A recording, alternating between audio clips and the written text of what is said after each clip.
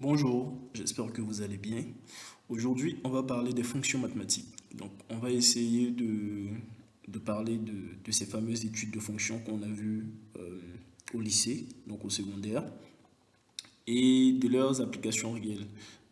La plupart du temps, bien des personnes se demandent à quoi ça sert et à quoi cela nous a servi d'apprendre tout ça. On va essayer de voir ensemble à quoi peuvent bien servir les fonctions en termes d'application pratique. Donc, l'étude des fonctions est un élément fondamental de l'analyse mathématique. Les fonctions vont nous permettre de comprendre le comportement d'une fonction l'étude d'une fonction va nous permettre de comprendre son comportement sur un domaine de définition, d'identifier ses propriétés importantes et de résoudre bien évidemment des problèmes réels. Dans ce cours, on va parler de fonctions bien connues, que sont les fonctions quadratiques, les fonctions exponentielles et les fonctions trigonométriques. Donc, essayons déjà de parler de la fonction quadratique. Donc, la forme générale d'une fonction quadratique est donnée par f de x va être égal à ax carré plus bx plus c, où a, b et c sont des constantes réelles. Donc, pour l'étude de ce genre de fonction-là, d'abord, le domaine de définition. Donc, le domaine de définition de ce genre de fonction, c'est l'ensemble des réels. Pour la symétrie, ce genre de fonction est symétrique par rapport à l'axe des y si a est pair. Donc, pour les zéros de la fonction, les zéros seront trouvés en résolvant l'équation ax carré plus bx plus c égale à 0. Pour trouver les signes de ce genre de fonction, on va dire que le signe de la fonction est déterminé par les zéros et la concavité.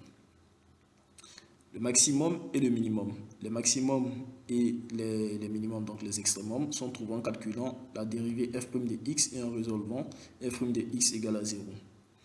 Pour la courbe de la fonction, on va la faire avec Python. On va déjà s'attaquer à une fonction ici. On va considérer la fonction quadratique suivante. F de x égale à 2x carré moins 4x plus 3. Le domaine de définition R, bien évidemment, la symétrie. Elle n'est pas symétrique par rapport à y parce que le coefficient étant positif, on verra que la parabole est orientée vers le haut. En ce qui concerne le 0 de la fonction, vous allez poser 2x carré moins 4x plus 3 égale à 0 pour obtenir les différentes valeurs de x. Pour le signe de la fonction va être positive en tenant compte des différentes valeurs de x et de l'ensemble de définition. On dira que la fonction est positive sur l'ensemble, l'intervalle moins l'infini 1 union 1.5 plus l'infini.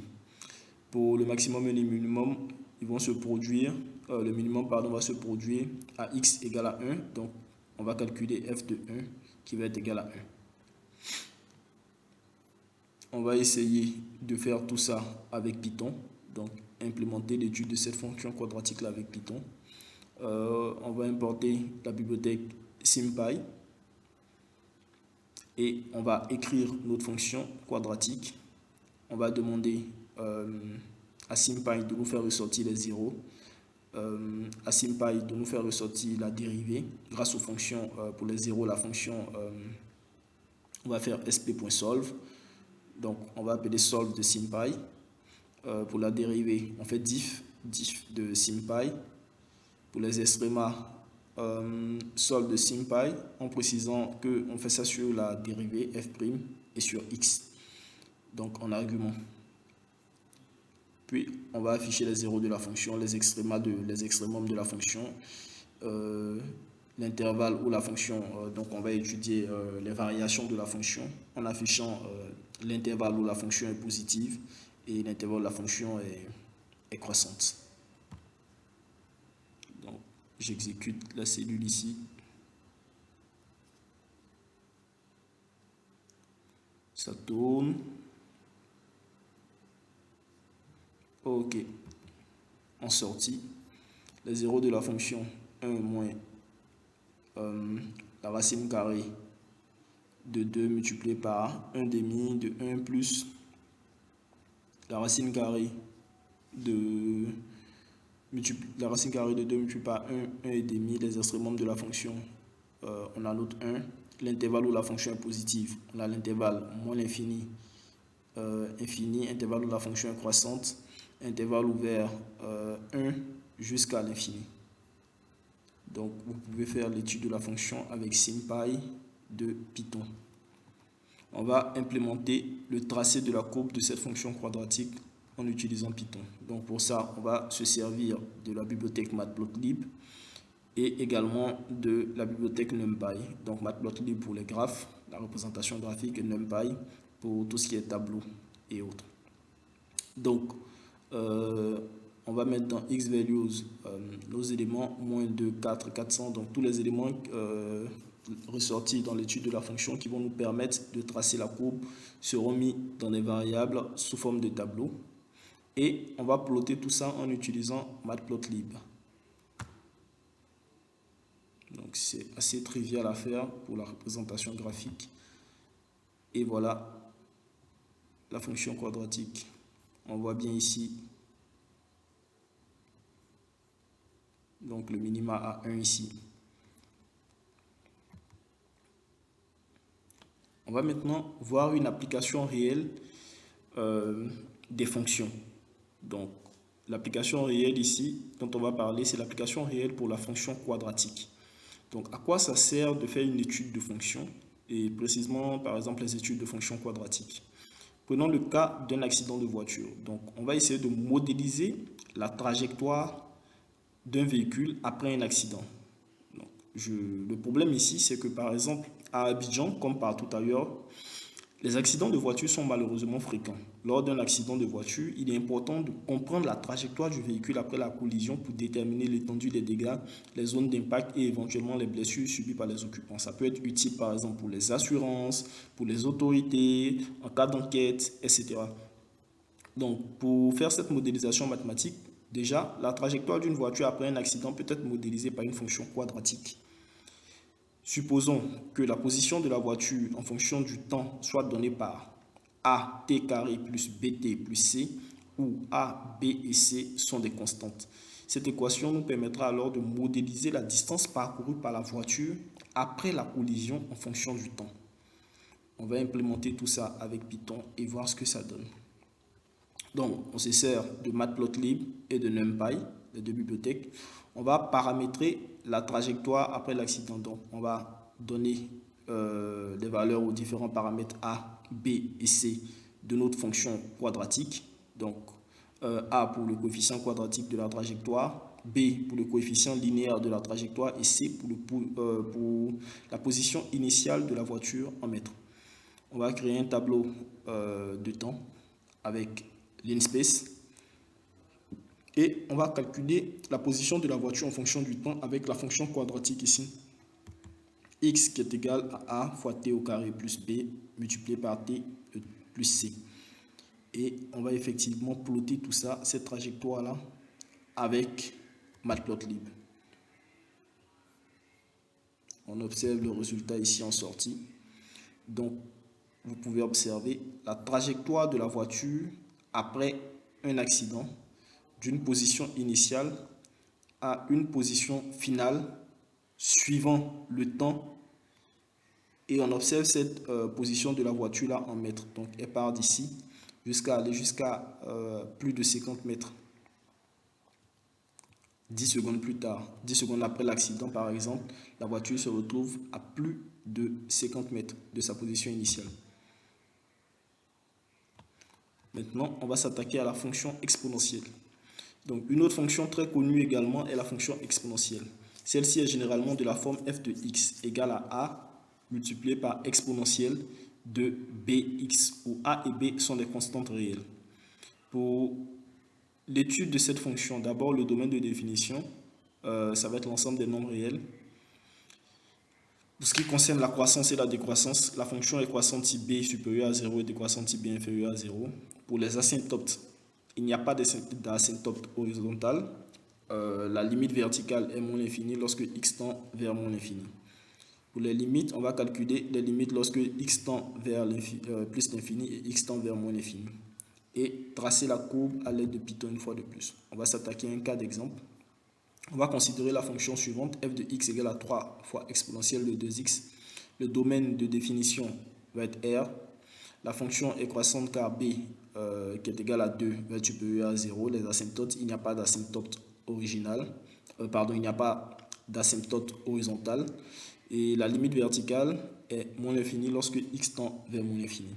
Pour les limites, lorsque x tend vers l'infini, donc plus l'infini, la limite va être plus l'infini. Et quand x va tendre vers moins l'infini, la limite va être 0. Pour la courbe de la fonction, la courbe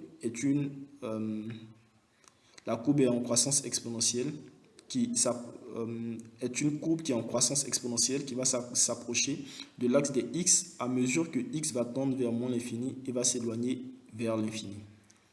Donc, on va essayer d'implémenter tout ça pour observer cela de façon visuelle. On va se servir une fois de plus de SymPy comme précédemment. Cette fois-ci, faire sortir le calcul des limites avec la fonction limite qui est dans la bibliothèque SymPy. Et là, donc la limite à l'infini va être égale à plus l'infini et la limite à moins l'infini va être égale à 0. On va maintenant faire le tracé de la courbe en se servant de Python. Une fois de plus, on va utiliser les bibliothèques Matplotlib et NumPy et procéder comme précédemment. J'exécute pour la courbe. Voilà le graphique de cette fonction exponentielle-là, tout bonnement. Qu'en est-il des applications réelles des fonctions exponentielles? Donc, à quoi peut servir une fonction exponentielle de façon réelle? Comment, dans quel cas d'application pratique va servir l'étude ou l'utilisation d'une fonction exponentielle? Donc, par exemple, dans le cas de l'étude de la croissance de la population. Donc, dans un problème, on va prendre un problème ici, par exemple, en Côte d'Ivoire, de nombreuses régions connaissent une croissance rapide de la population. Il est donc important de comprendre comment la population augmente au fil du temps pour prendre des décisions en matière de ressources, d'éducation et de santé. Dans notre cas ici, par exemple, le gouvernement ivoirien vous demande alors d'effectuer ce travail pour affiner sa nouvelle stratégie pour l'année à venir. Pour la modélisation mathématique, on va dire que la croissance de la population peut être modélisée par une fonction exponentielle. Supposons que la population initiale soit par exemple P0 et que le taux de croissance soit R par 1. Du coup, la population à un moment donné T est donnée par P de T égale à P de 0 multiplié par exponentielle de RT. On va implémenter tout ça en Python en se servant de Matplotlib et PyPlot, Matplotlib et de NumPy. On va paramétrer la population, donc fixer le P0 et le R et créer un tableau pour le temps. Puis, on va calculer la population en fonction du temps en se servant de la fonction exponentielle décrite plus haut qui dit que P de T égale à P de 0 multiplié par exponentielle de RT. Et enfin, on va tracer la croissance de cette population-là suivant ces différents paramètres en utilisant Matplotlib. Donc, j'exécute.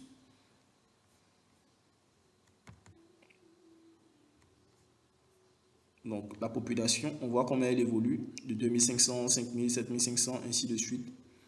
Au fil du temps, donc 0, 20 ans, à 40 ans, 60 ans, comment la population évolue au fil des années. Cela peut être modélisé ici par une fonction exponentielle comme on le voit. Nous allons maintenant parler de l'étude des fonctions trigonométriques.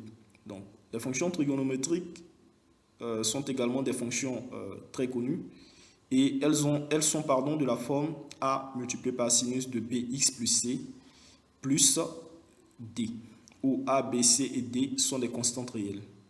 Pour le domaine de définition de la fonction trigonométrique, on dira que c'est R. La périodicité, parce qu'il s'agit de fonctions périodiques. Donc la fonction est périodique avec une période t qui est égale à 2pi sur la valeur absolue de notre b ici. L'amplitude de cette fonction est la valeur absolue de a.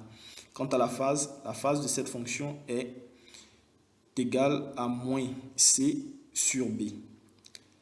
Pour les zéros de la fonction se produisent lorsque sinus de bx plus c va être égal à moins d sur a. Pour la courbe, On peut utiliser Python ou n'importe quel autre logiciel ou même le faire à la main. Donc, on va considérer déjà la fonction trigonométrique suivante, f de x qui est égal à 2 multiplié par sinus de 3x plus pi sur 4 plus 1. Pour le domaine de définition, on a dit qu'il s'agissait de R. La période, ça va faire 2pi sur 3. L'amplitude, la valeur absolue de 2 va être égale à 2. La phase, moins pi sur 4, le zéro de la fonction. Où les zéros de la fonction vont se produire lorsque sinus de 3x plus pi sur 4 va être égal à moins 1,5. Pour la courbe, ça va être une onde sinusoïdale qui sera décalée vers la gauche avec une amplitude de 2, vu qu'on a défini l'amplitude, et une période de 2pi sur 3. Donc on aura une courbe sinusoïdale qui est décalée vers la gauche avec une amplitude de 2 et une période de 2pi sur 3 pour la courbe. Essayons d'implémenter tout ça en Python pour voir le rendu.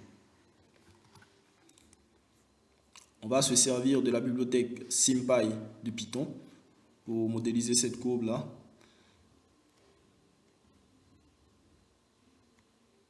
Pour faire sortir les zéros de la fonction de cette courbe. Donc les zéros de la fonction de cette courbe, quand on les calcule, on aura moins 0,436 et 0,959. Vous pouvez évaluer ça à la main aussi et voir ce que ça vous donne. Maintenant, on va effectivement s'attaquer à la courbe en utilisant une fois de plus Matplotlib et PyPlot. Matplotlib, pardon, et NumPy. Désolé. Donc, on va créer nos tableaux de valeurs avec x values et y values pour paramétrer notre courbe. Puis, on va plotter tout ça, donc réaliser le graphe en utilisant Matplotlib, juste en dessous. Et effectivement, on a cette courbe sinusoïdale qui part vers la gauche d'amplitude 2 avec une période de 2pi sur 3. Cas d'application réelle pour les fonctions trigonométriques. Donc, prenons le problème des marées océaniques. Donc, dans les villes côtières comme Grand Laou, Bassam, Assigné, San Pedro, ici en Côte d'Ivoire, notamment le long des côtes de ces villes-là, les marées océaniques sont un phénomène naturel important. Il est donc crucial de prédire les marées pour la navigation, la pêche et la gestion des zones côtières. Pour la modélisation de ce type de marée océanique, on peut utiliser une fonction trigonométrique vu que les marées océaniques suivent un modèle périodique en fonction du temps. Donc, une fonction trigonométrique comme f de x qui est égale à a sinus de bx plus c plus d peut être utilisée pour modéliser ce phénomène-là. Où, précisons-le, a va être l'amplitude de la marée, b va être la fréquence, c la phase et d la hauteur moyenne de la mer ou du niveau de la mer si vous préférez. On peut implémenter tout ça en Python pour modéliser ce problème. On va se servir de Matplotlib et de NumPy. Donc, paramétrer nos différents éléments, donner les valeurs à A, B, C et D pour paramétrer la hauteur moyenne de la mer, la phase des marées, la fréquence des marées, l'amplitude des marées.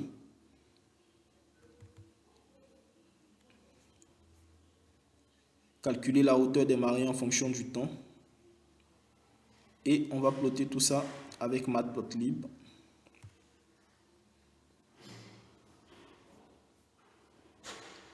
Donc ici, on peut modéliser la variation des marées océaniques en 24 heures. Donc, on parle de 0 à 25 heures. Donc, 25 n'est pas compris dedans, donc c'est en 24 heures, bien évidemment. Donc, la hauteur des marées, on voit que ça part de 1, donc au niveau normal peut-être de la mer qu'on se fixe ici, jusqu'à 3 mètres. Et parfois descendre en dessous du niveau normal de la mer, c'est-à-dire moins 1 par exemple. Donc là, vous voyez qu'à l'aide d'une fonction trigonométrique, on a modélisé la variation des marées océaniques, ce qui peut être utile dans des villes côtières qui rencontrent des problèmes avec ces différentes marées-là. Donc, du coup, merci d'avoir suivi ce cours. J'ai été ravi de vous avoir. J'espère que vous aurez des questions, des retours, des suggestions, que vous allez juste peut-être me DM pour discuter de tous ces sujets que j'aborde avec vous sur mes différents canaux. Euh, je vous souhaite une excellente journée et au plaisir pardon, de vous revoir lors d'une prochaine séance ou d'un prochain cours. Merci et bonne journée à vous.